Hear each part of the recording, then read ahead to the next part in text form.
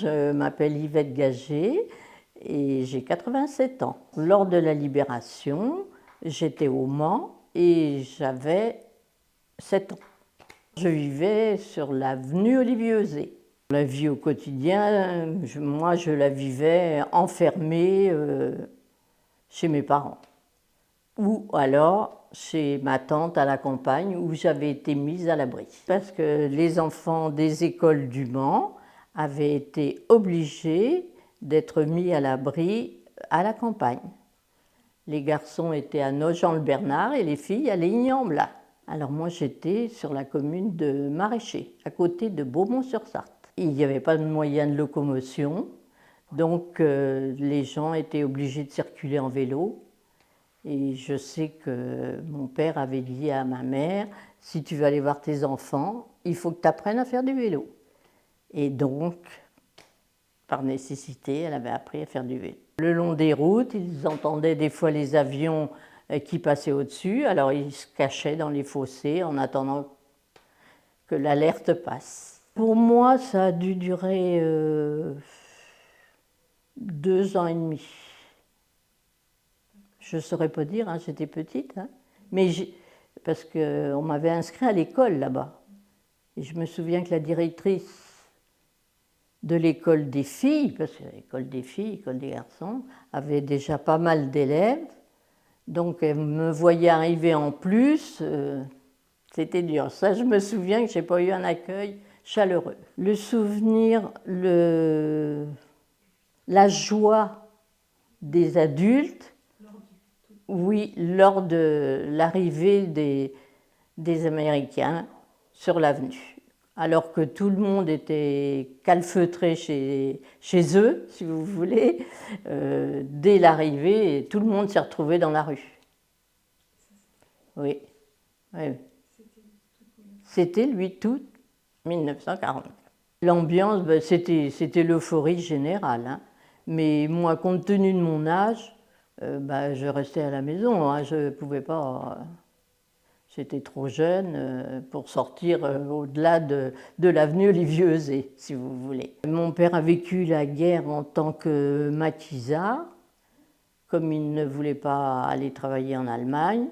Et il disait toujours, compte tenu de sa constitution physique, qu'il n'en reviendrait jamais.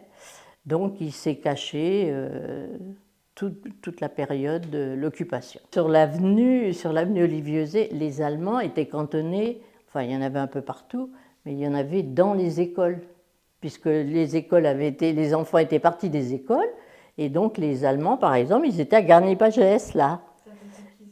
Voilà, ils étaient là. Et nous, comme on habitait sur l'avenue à quelques centaines de mètres, hein, c'est la photo, c'est à quelques centaines de mètres de l'école, les Allemands, ils passaient au ras de la maison, et même éventuellement, ils venaient passer la clôture pour prendre les poires, et mon père était à la main, enfin caché. Il y a le souvenir de la libération du Mans, là, parce qu'il y avait encore eu des bombardements, et comme j'étais au Mans, on était revenu au Mans, il y a eu, ils ont lancé des bombes sur la gare de triage, et puis sur la Cité du Maroc, où il y a eu pas mal de morts.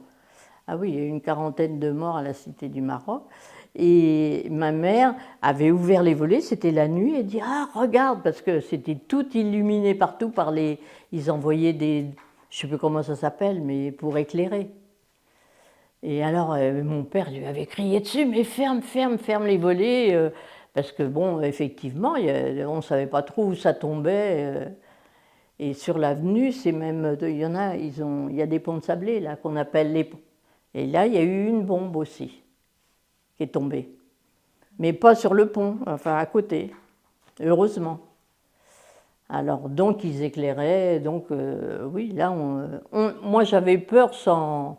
Non, je considère que j'avais pas la peur comme on peut avoir quand on est adulte. Ça, je me souviens de tout ça, mais je voyais ça, regarde, c'est beau, c'est tout, comme les bombes que j'ai vues tomber à la campagne.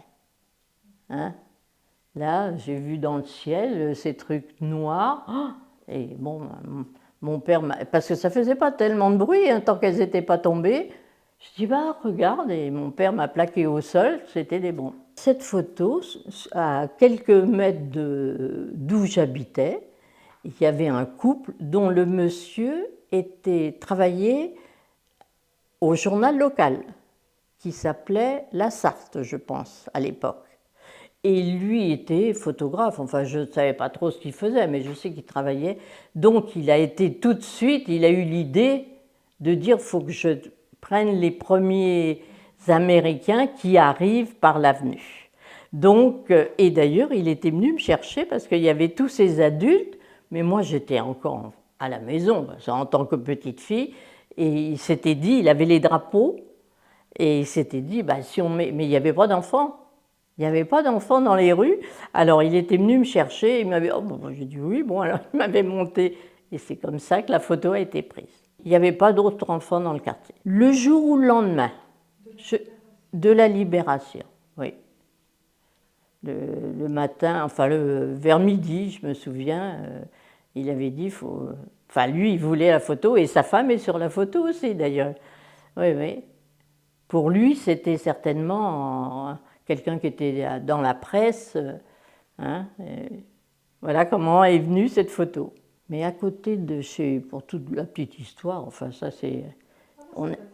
On avait des voisins, parce que donc mes parents avaient une trentaine d'années, n'étaient pas riches, et on avait des voisins, le monsieur travaillait à la manufacture des tabacs d'ailleurs. Mais ils étaient plus vieux, puisque leur fille d'ailleurs a accouché le lendemain de la libération. Alors vous voyez, eux, ils avaient une maison plus confortable que où on habitait, avec une cave et tout ça, et le monsieur avait dû faire des études, il connaissait un peu la langue allemande. Donc quand les Allemands passaient sur le trottoir, qui les entendait, il recueillait, lui, il disait « Ah ben ils ont dit ça », enfin... Je me souviens de ça, pas à moi, mais il connaissait des choses comme ça, et il avait dit, c'est lui qui nous avait dit, ça y est, la libération, ils arrivent, alors venez chez nous, on va se mettre dans la cave, parce que nous, on était une petite maison, et je me souviens que la nuit de la libération, j'ai couché chez eux, et mon frère aussi, et mes parents étaient chez eux. Et eux, mon père et ce monsieur-là, ils étaient à la cave derrière le soupirail, ils voulaient les voir arriver. Et ils pensaient qu'ils arriveraient la nuit, et en définitive, ils sont arrivés vers 9-10 heures le matin. Ils s'arrêtaient, ils avançaient pas beaucoup, hein, c'était pas... ils défilaient pas, hein, parce que justement, il y a la rivière là, pas loin. Et maintenant, il y a des constructions, mais de l'avenue Olivier-Euzet, il n'y avait que des petites rues qui allaient à la rivière. Et il y avait des gens qui les voyaient, qui disaient « Ah, mais il y a des Allemands le long de la rivière ». Alors, ils ont stationné, les Américains, ils ont stationné un moment en allant voir comme ça, comment dirais-je, à pied. Je suis même descendue dans un temps. Alors là, je veux dire, parce que bon, ils étaient contents de voir des enfants, je ne sais pas. Alors moi, j'étais là, ils m'avaient pris, puis moi, et bon, j'ai rien vu, hein, parce que dans un temps que c'est tout noir, j'étais même pas heureuse d'être descendue là-dedans.